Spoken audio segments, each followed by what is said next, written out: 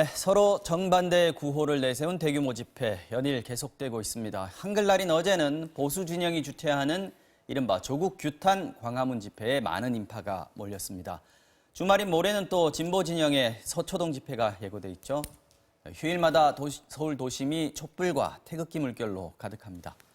조국 장관 동생의 영장 기각 문제를 놓고 검찰의 무리한 수사에 제동이 걸렸다는 여당과 사법부의 수치로 남을 것이라는 야당이 갑론을박 논쟁을 벌이고 있습니다. 오늘 이 소식 중심으로 정치 와호장룡에서 하나하나 짚어보겠습니다.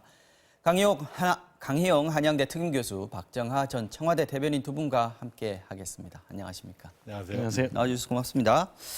자, 개천절에 이어서 한글날인 어제 다시 광화문 광장에 시민들 모였습니다. 지금 이제 1,000만 명 얘기를 또 했던데 숫자는 정말 이제 의미가 없는 것 같고요. 어쨌든 보수단체가 주최한 집회 역시 많은 인파가 몰린 건 사실입니다. 대통령께서도 말씀을 하셨죠. 국론 분열이 아니다. 그리고 그것은 국민의 민의에 참여의 한 방식으로 인정돼야 된다는 측면이 이제 얘기가 됐고요. 네. 그 과정에서 이제 지난번 3일 개천절 그 집회에 이어서 9일 행사까지 이어졌고 보수단체가 아마도 그쪽 지도부도 얘기하는 거 보니까 이렇게 많이 우리도 모을 수 있구나. 좀 약간 이제 좀 그 감격스러워하는 것 같아요. 근데 그게 얼마나 오래 갈지 모르겠습니다만, 다만 그 어제 같은 경우에는 이제 이전에 3일날 이제 자유한국당이 실제 동원 문서를 만들고 전국에서 당원들을 동원했지만 이번에는 개인 자격으로 참여했다고 합니다. 그런데 그 과정에서 보면 이 문구가요, 그러니까 좀 공감하기 어려운 문구들이 많이 있더라라고 하는 겁니다. 그러니까 가령 그 범죄자 조국 구속, 이게 이제 어제 나경원 원내대표가 들고 있었던 편말이에요. 그 판사가 아니지 않습니까, 지금은. 그래서 그거를 단정적으로 얘기하는 것은 국민을 기망하는 행위가 될 수도 있는 것이고요. 또 한 가지는 그 주최한 그 정광훈 목사님 같은 경우에는 그 문재인 대통령을 공산주의자, 그다음에 주사파 50만 명 척결, 이게 주 구호였어요. 이렇게 봤을 때 이거는 사실상 자유민주주의 체제를 부정하는, 스스로 자유민주주의 체제를 부정하는 좌파를 몰아내자고 하시는 분들이 스스로 자유민주주의 체제를 부정하고 계세요. 그러니까 이게 얼마나 국민들에게 공감을 받겠느냐, 이런 생각이 좀 들었고요. 그래서 최근에 어쨌건 지금 이런 양쪽에서 이런 대중 집회가 있으면서 언론들도 이것이 국민의 어떤 정당한 의사 표출이다라고 하는 여론조사도 이제 나왔던 것 같아요. 오늘 리얼미터랑 TBS 여론조사를 보니까 국민 주권의 발현이다라고 하는 게 한 61% 됐고요. 그래서 이렇게 모처럼 조성된 어떤 국민들의 정치 참여의 열기들을 결국은 정치권이 대의민주주의 체제하에서 이것을 어떻게 수렴을 해서 이어가느냐. 그것이 첫 번째 목표가 검찰개혁, 사법개혁이 될 수도 있고요. 그 두 번째는 정치개혁이 되는 것입니다. 그래서 이런 개혁의 요구들을 결국에는 정치권이 어떻게 받아들일 것인지 스스로 자성하는 그런 기회가 돼야 된다. 지금 직접 민주주의가 꽃을 피우고 있다라고도 볼 수 있는데 결국은 대의민주주의를 우리는 채택하고 있으니까 국회에서 또 정치권이 이걸 또 의견을 잘 수렴해서 또 정책화시키는 이런 부분들이 이제 중요할 것 같습니다. 그게 가장 중요하죠. 그리고 직접 민주주의를 하기에는 우리는 인구가 너무 많잖아요. 매일 밤마다 광장에 모여서 모든 사안에 대해서 투표할 수 있는 것도 아니고 사안 모두 다 여론조사에서 결정할 수 있는 문제는 아니니까. 말씀 주신 것처럼 정기국회가 이미 중반 좀 지나가고 있어요. 그러다 보면 그런 상황에서 의회 정치는 실종이라는 국민 여론을 따갔고 그다음에 말씀하신 것처럼 지나친 세대결 과연 누구한테 도움이 될 건가 이런 외형적인 측면도 있고 사실은 자유한국당 입장에서 보면은 4월부터 사실은 장애투쟁이 좀 진행이 되어 왔잖아요. 그렇죠. 내부적으로 상당한 피로감도 좀 있을 것 같고 너무간에 이제 정치 이념 경쟁, 정치 싸움 이런 것들에 대한 고민들도 해서 어제 같은 집회 같은 경우는 이제 시민단체 주최로 하자. 이게 이제 가장 어제 집회의 가장 큰 차이점인 것 같은데 황교안 대표도 참석은 했고 나경원 대표도 참석은 했습니다. 무대에는 안 올라왔죠. 그래서 이미 서초동 집회나 광화문 집회나 저는 하고자 하는 얘기들은 다 전달이 된 것 같아요. 문제는 가장 근원적인 문제야 대통령과 청와대가 근원적인 문제를 어떻게 이게 드러내느냐 이런 문제는 있지만 어쨌든 제도권 내에서 정치권이 이거를 좀 수렴해서 이거를 또 다른 에너지로 국가 발전에 필요한 에너지로 승화시키고 넘기느냐 이런 게 제도권 정치의 이제 숙제로 또다시 남는 거 아니냐. 자유한국당 지도부가 뒤로 한 발 약간 물러선 거는 어떤 배경이 있을까요? 저는 뭐 좀 전에 말씀드린 것처럼 이미 그 전달된 건 다 전달됐다고 보여져요. 그리고 10월 3일 개천전 행사나 어제 있었던 한글날 행사나 크게 뭐 규모에서 차이가 없었고 굳이 뭐 그 정당 차원에서 동원을 하고 뭐 지침을 내리고 해서 이루어질 문제가 아니라 자발적인 시민들 참여, 국민들 참여. 당내 피로도도 아까 말씀하신 대로 한것 같고. 내부적으로는 당내 피로도 굉장히 많은 것 같고 오늘 뭐 재정위원회에서 황교안 대표가 또 얘기를 했습니다마는 집회나 뭐 이런 외부 행사하는데 상당히 많은 비용도 들어가는 게 현재 처해 있는 야당으로서 감당하기도 어려운 상황이고 여러 가지가 복합적으로 네. 제가 볼 때는 좀 걱정되는 게 있어요. 사실 이제 민주당 입장에서는 이번 큰 대형 집회에 이제 직접적으로 관여하지 않았거든요. 그런데 자유한국당은 지난 3일날 관여를 했고 직접. 그다음에 어제도 당 지도부가 총출동했고, 그다음에 그 당의 정치인들이 연단에 올라가서 다른 의원들은 올라갔죠. 네. 그런 과정에서 좀 걱정스러운 거는 뭐냐면 이 2000년도 후반부에 그 유럽에서 구구 정당이 탄생하는 과정이 자꾸 연상이 돼요. 그러니까 구구 주장을 하는 집단들이 있고 거기에 어느 순간 기존의 정당이 먹힙니다. 먹히면서 휘둘리면서 실제로 구구 정당이 탄생을 하고 어떤 그 다른 여타 부분에 있어서 배척을 하는 그런 정치를 펼치게 되는데 이 지난 그 3일날 개천절 행사 그 개천절 그 집회 때 보면 실제로 자유한국당에서 그 가신 분들은 생각보다 적고 대부분이 이제 어떤 아주 극렬한 주장을 하셨던 아까 얘기했던 뭐 주사파 척결이라든가 문재인 대통령 공산주의자라든가 이런 극단적인 주장을 하는 분들이 주로 마이크를 잡고 있단 말이죠. 그래서 거기서 더 많은 대중 동원력을 보았고 그랬을 경우에 공당인 자유한국당이 자칫하면 끌려갈 수 있다. 이런 어떤 대중 동원력, 대중 집회의 힘에 끌려갈까 봐 저는 상당히 걱정이 됩니다. 그러면 자유한국당의 지도부가 현재 지도부가 그러한 것들을 견제하면서 자기가 공당으로서의 어떤 처신과 위상을 가져갈 수 있는 정도의 또 능력이나 내공이 있느냐 그렇지 않아 보이거든요. 그래서 그런 점에서 자유한국당이 스스로 구성원들 자체가 각성을 해야 될 필요가 있다 생각이 듭니다. 알겠습니다. 이거는 여야 양쪽 다 비슷한 것 같아요. 그러니까 지금 강 위원장님은 전 자유한국당 쪽에 그 태극기를 유시한 극우 지지층 얘기하셨는데 사실은 민주당도 소위 말하는 무슨 빠 이래갖고 극렬 지지층들의 이 아무래도 분명해 보이니까요. 의사 전달이 상당히 많이 당에 전달되는 것 같고 그에 따라서 움직이는 부분도 있거든요. 그러니까 여야를 떠나서 저는 정당이 가고자 하는 길, 그다음에 수권 정당으로서 보여주는 이미지 말고 극렬 지지층을 베이스로 해서 어떻게든 버텨보려 이런 것들이 모두 다 여야 똑같이 잘못되어 가고 있다라는 점을 말씀드리고 싶어요. 이게 한쪽에만 치우친 문제는 아닐 거다라는 말씀입니다. 자, 오늘 정치권에서 논란이 되고 있는 얘기는 이겁니다. 법원이 조국 장관 동생에 대한 구속영장을 기각했습니다. 조 장관의 동생이 영장실질심사 참석을 포기하면서 구속 가능성이 아무래도 높지 않겠느냐 이런 관측이 많았는데 예상을 깨고 법원이 영장을 기각했는데 야당은 강도 높게 비난했습니다. 나경원 원내대표의 오늘 아침 발언 먼저 들어보겠습니다. 한마디로 이 기각 결정은 공정성을 찾아볼 수 없는 기각 결정이었습니다. 어떻게 보면 말 그대로 청와대 맞춤형 기각 결정이다. 조국 감싸기 기각 결정이다라고 읽혀집니다. 사법부 장악은 이미 기정사실화된 것으로 보입니다.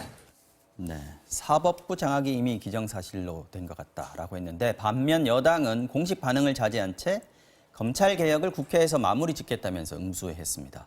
조정식 정책위 의장의 발언 내용 보겠습니다. 검사장 전용 차량 폐지, 검사 파견 최소화 조치도 즉각 시행하기로 했습니다. 더불어민주당은 법무부의 검찰개혁 추진계획 발표를 적극 지지하며 이를 뒷받침하기 위한 제도적 정비에 박차를 가할 것입니다. 검찰개혁의 마침표는 결국 국회가 찍어야 합니다. 네, 야당에서 지금 법원에 대한 비판을 숨기지 않고 있습니다. 나경원 원내대표 아까 한 말 외에도 뭐 법원이 증거인멸의 공범을 자처했다 이렇게까지 얘기를 했고 황교안 대표 같은 경우에도 문재인 정권이 조국 방탄단이 됐다 이렇게 얘기를 했습니다. 어떻게 보고 계십니까? 일단 뭐 달면 삼키고 쓰면 뱉는 이런 정치권의 사법부에 대한 이중적 잣대 상당히 좀 개탄스럽다 생각을 합니다. 이전에 뭐 멀지도 않죠. 벌써 이 조국 장관과 가족에 대한 수사에 관해서 네. 법원이 오늘 이렇게 그 자유한국당 지도부가 맹공을 퍼부었던 법원은 무려 71군데 압수수색 영장을 발부를 해줬고 그렇죠. 또 조국 장관 자택의 경우에는 실시간 영장 발부를 해줬습니다. 그러니까 그때는 왜 아무 얘기도 안 하고 이제 와서 그러는지 그 부분에 대해서 좀 이중잣대가 좀 개탄스럽다 말씀을 드리고요. 네. 그다음에 이제 한 가지 그 팩트 차원에서 얘기를 하면 사실 이 기각 사유를 이제 봐야 될 거 아닙니까? 네. 근데 첫 번째는 이번에 이제 동생에 대해서 된 거는 공사대금 채권 소송에 관한 부분인 거고요. 네. 그다음 두 번째는 배임이죠, 이게. 예. 네. 그다음에 교사 채용 비리에 대해서 이거는 배임 수재 배임 수재, 부분입니다. 네.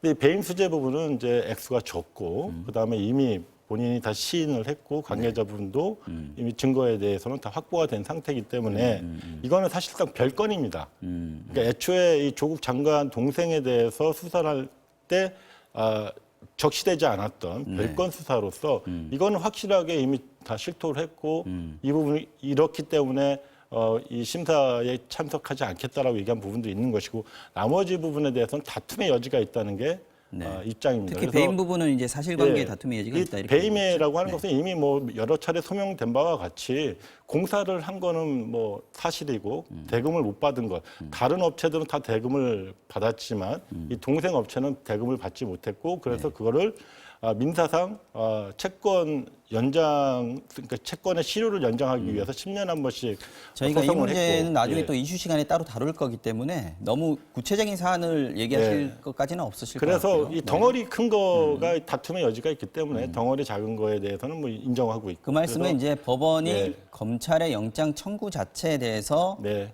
부정을 했다라는 쪽으로 받아들여야지 이걸 저는 그렇게 이례적이라고 봅니다. 해서 예, 그래서 별건 수사에 대해서는 일종의 경고를 날린 거 아니냐, 법원이 검찰에. 이 부분은 알겠습니다. 법원의 이러한 태도는 앞으로 이 조국 사건을 다루는 데서 대단히 중요한 분기점이 될 거라고 봅니다. 지금 건에 대해서 조국 장관의 동생인 네. 본인 당사자는 어떻게 생각하고 있을까라고 궁금해요. 사실은 그러니까 그 영장실질심사를 앞두고 네. 이제 허리 디스크 수술을 해야겠다고 부산병원에 이제 갔는데 검찰에 의해서 이제 서울로 강제 올라오고 구입이 됐죠. 영장실질심사를 받게 되는 그리고 포기를 한 그 네. 순간 그 법원의 이제 판단을 기다리면서 내 영장이 기각될 수 있을까라고 생각해 보면 글쎄요, 저는 그렇지 않을 거라고 보여지고 네. 그게 이제 그 지금 법조계나 정치권에서 굉장히 이례적이다 얘기하는 근거가 아닌가 싶어요. 그러니까 뭐 최근 3년 동안 영장실질심사를 포기한 사람들이 뭐 한 건도 없었다, 영장이 기각된 적이 한 건도 없었다. 맞습니다. 이런 것들. 네. 과 이제 별개로 사실은 이제 본인은 어떻게 생각했을까라는 거 하나. 그다음에 그 뭐 액수가 작고 그다음에 별건이라는 주장을 일부에선 하고는 있습니다. 근데 일부 보도에 의하면 그 소위 말하는 채용으로 인한 뒷돈이 네. 일부가 어머니인 박 이사장한테 전달된 흔적도 좀 있고 뭐 이런 얘기도 나오고 있거든요. 네. 그렇다면 꼭 이게 별건이라고 볼 수 있는 건가라는 생각이 들어요. 그리고 이미 그 종범이라고 할 수 있는 두 사람이 구속되는데 그에 대해서 해외 도피해라. 수천만 원 자금도 전달해주고 이게 이제 이런, 증거인멸 교사. 네, 이런 증거인멸 문제도 있는데 과연 영장이 기각될 수 있는가? 그래서 법조계 일부에서 굉장히 이례적이라고 얘기하고 야당이 이거는 사법부의 수치다라고 얘기하는 것도 저는 일리는 있다고 판단을 합니다. 검찰이 지금 영장 재청구를 하는 걸로 지금 나와 있습니까? 저는 아직 뭐 검찰이 분명한 입장을 표하고 있지는 않은데 네. 검찰은 분명히 그 추가 증거 보존을 해서 아마 재청구를 하리라고 보여집니다. 어저께 검찰개혁 특위가 민주당 내에서 열렸습니다. 이게 이제 주로 공수처 설치, 뭐 검찰개혁 얘기를 하는 곳인데 이 얘기가 나왔습니다. 김경록 PB. 네. 이분이 이제 정경심 교수의 자산관리인 아닙니까? 네. 유시민의 알릴레오 유튜브 방송에 출연을 해서 이제 증언을 인터뷰를 한 부분이 있었는데 그 끝나자마자 검찰에 불려갔습니다. 네. 방송 나오자마자. 그래서 11시까지 조사를 받았는데 이 부분에 대해서도 문제 제기가 있었다 그러죠. 네. 어제 뭐 7시 반부터 11시까지 하고 또 오늘 나온 내용을 보니까 11시에 갑자기 뭔가 이제 본격적으로 수사 조사가 이제 진행될 듯 하더니 갑자기 돌아가라라고 얘기를 했다고 해요. 그래서 요건 이제 그 유시민 알릴레오 방송에 나왔던 부분입니다. 네, 그래서 네. 그것이 어떤 뭐 위에서든 뭐 외부에서 일단 그 수사에 대해서 누군가가 제동을 건 거 아니냐. 그러니까 그렇게 9시 이후 넘어서 수사하는 거에 대해서 네. 이런 부분입니다. 그래서 핵심은 그겁니다. 그러니까 이 김경록 PB가 그 동안에 그러니까 9월 달에는 공영방송에 KBS에 가서 네. 인터뷰를 1시간가량 했고 그 내용이 전혀 보도되지 않은 상태에서 본인의 뜻대로 보도되지 않은 상황인 거죠. 즉 본인이 인터뷰를 1시간 했으면 인터뷰의 어떤 취지라는 게 있지 않습니까? 네. 그것이 전혀 반영되지 않은 상태였고 이것이 오히려 본인이 마치 정경심 교수의 오랫동안 자산 관리를 해온 사람으로서 배신을 하고 무슨 뭐 증거인멸에 가담을 하고 뭐 이런 식으로만 보도가 되니까 그런 답답함을 가지고 10월 초에 유시민 그 노무현재단 이사장을 찾아가서 했다는 거 아닙니까? 그래서 똑같은 진술을 KBS와 이 유시민 이사장과 그다음에 검찰에 가서 했다라고 하는 겁니다. 그리고 그 내용은 유시민 이사장과 했던 내용의 전문이 이미 검찰에도 가 있고 그다음에 뭐 방송에도 가 있고 그 내용도 이런 저희가 또 상황인 이슈 거죠. 시간에 자세히 예. 좀 다루겠습니다. 이런 상황이기 때문에 실제로 이분이 그래도 자산관리자로서 옆에서 목도했던 그 네. 자금의 흐름, 네. 그다음에 어떤 사모펀드에 대한 어떤 투자 의사 결정 과정 이런 부분에 대해서 누구보다 가장 잘 아는 사람이고 아마 검찰도 그 부분을 듣고 싶어 했을 것입니다. 그러나 네. 본인의 주장이 그동안에 그 수많은 뭐 100여만 건에 다달하는 그 언론 내용에서 한 번도 다루지 않았던 거에 대한 아쉬움 이런 과정에서 나왔던 것이다 이렇게 보여집니다. 어쨌든 그 방송 나가니까 여당에서는 이거 보복 수사로 불렀다, 보복하려고 불렸다, 뭐 겁주기 위해서 불렀다, 공교롭게 이렇게 그런 얘기하는데. 일이 있어요. 그러니까 방송 되자마자 바로 이렇게 왔는데 그건 두 가지로 우선 나눠봐야 될 것 네. 같아요. 우선 하나는 당시, 그러니까 그저께죠. 네. 그저께 당시에 정경심 교수가 3차 소환이 돼서 조사를 받고 있었습니다. 그리고 그 아직도 찾지 못하고 있는 노트북에 노트북이요? 관한 그 이제 진술이 나왔어요. 네. 그 건에 대해서 검찰은 분명히 확인을 해야 될 필요는 있었다고 보여집니다. 그래서 그 서로 많이 본인에게 달랐으니까요. 서로 진술이 네. 달랐으니까 네. 정경심 교수는 노트북 몰랐다고 하고 김경록 씨는 켄싱턴 호텔에 있는 정 교수한테 전달했다고 하는 거니까 네. 그 건에 대해서 검찰에서는 분명히 확인을 해야 될 필요성이 있었다고 보여져요. 그리고 저녁에 그럼 과연 왜 불렀느냐? 이 건에 대해서는 김경록 씨 본인이 뭐 판단을 했을 건데 어쨌든 본인이 동의받았다고 동의했다니까. 그러고요. 네. 그래서 그 건에 대해서는 뭐 지금 보복으로 불렀다 아니었다라고는 얘기는 합니다만은 분명히 한쪽에서는 검찰에서는 김경록 씨 불러서 확인할 필요는 있었을 거다라고는 보여지고요. 그 전날 이제 근데 9시까지만 조사하겠다, 이후에는 조사 안 하겠다고 검찰 개혁안을 냈지 않습니까? 이제 본인이 동의를 했으니까 저도 사실은 뭐 최근 그 얼마 전에 뭐 적폐 수사니 뭐 이런 면서 주변에 이런 사람들이 있었는데 사실은 검찰이라고 하는 번호만 이렇게 뜨면은 아주 그냥 가슴이 쿵쿵 떨어진대요. 그리고 그렇다면 김경록 씨 같은 경우는 굉장히 오랫동안 여러 번 검찰에 이제 소환이 돼서 수사를 받았을 텐데 크지 않은 건이라면 오늘 그냥 털어버리고 내일 휴일인데 내 일정이 있었으니까 본인으로서 뭘 그랬을 해야겠다라고 수 있다. 판단했을 수도 있다고 저는 봅니다. 그래서 그 건은 보복성 검찰이 소환이다라고 일방적으로 볼 일은 아니다라는 게 하나 있고요. 두 번째는 좀 다른 거지만 알릴레오 방송과 관련해서 사실은 90분 전체 녹취 중에서 20분만 편집해서 발췌한 이제 거죠? 네. 발췌해서 방송을 했어요. 근데 그 방송 내용에서는 결국엔 중요한 게 이제 PC 반출과 관련해서 증거 인멸이다 아니다 이런 논란. 그다음에 전체 그림에 있어서 조범동 씨에게 사기를 당했다 아니다 이런 논란이 있었어요. 근데 네. 그거 역시 PC 반출에 대한 증거 인멸에 대해서는 방송되지 않은 다른 분에서는 본인이 이거는 증거 인멸일 수밖에 없다라는 인정한 부분도 있었고 네. 두 번째는 조범동 씨에게 사기를 당했다라고 얘기를 합니다만은 그렇다면은 그동안 있었던 뭐 대책회의나 정경심 교수와 그 조범동 씨와의 통화 기록, 그다음에 김경록 씨가 참여했다고는 여러 가지 대책회의 등등은 어떻게 설명할 건가? 그러니까 애초부터 김경록 씨는 전체 그림을 다 알고 있지는 않았고 나중에 가면서 알았을 개연성이 있기 때문에 이것도 알릴레오 방송도 편집해서 방송이 됐다면 한계가 적절치 있다. 않았다라는 판단입니다. 이거는 이 좀 해석을 중요- 어떻게 할 거냐에 대해서는 예. 계속해서 논란이 지금 벌어지고 있는 상황인데요. 이 부분도 저희가 좀 얘기를 중요한 하겠습니다, 문제이기 때문에 이따가. 네. 이 김경록 PB 같은 경우에는 120시간을 조사받았어요. 아마 이 조국 가족 사건 관련해서 가장 많은 시간을 조사받은 사람이다.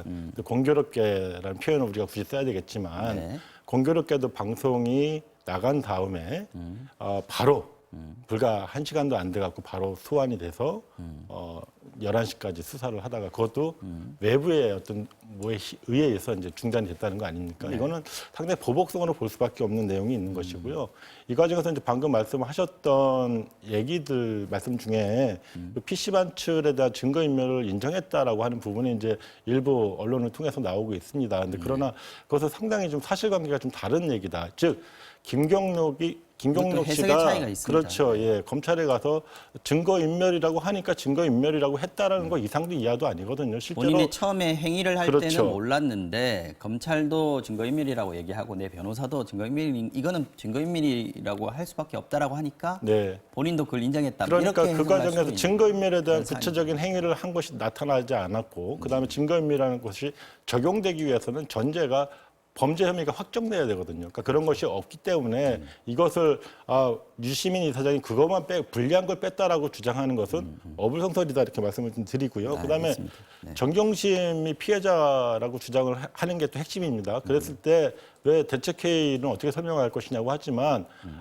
PC를 찾으러 갈 때도 그러했고 이 대책회의도 마찬가지로 몇 년 전에 이를 기억을 회복하기 위해서는 사실상 관계자들을 모아서 이야기를 들을 수밖에 없는 겁니다. 이것이 대책회의다라고 볼 수 있는 것이고요. 그래서 알겠습니다. 이런 점에서 좀 양극의 초반에 어떤 검찰의 소스와 언론의 어떤 그 보도로 인해서 형성되었던 의혹들이 이제는 그것을 이 의혹이 사실인가를 갖고 들여다보는 게 맞는 것이지 그 의혹들을 그대로 우리가 두고 이 문제를 계속 들여다본다면 계속 양극단으로 갈 수밖에 없다는 점 말씀드립니다. 구체적인 내용들 또 논란이 굉장히 많이 있습니다. 대목마다.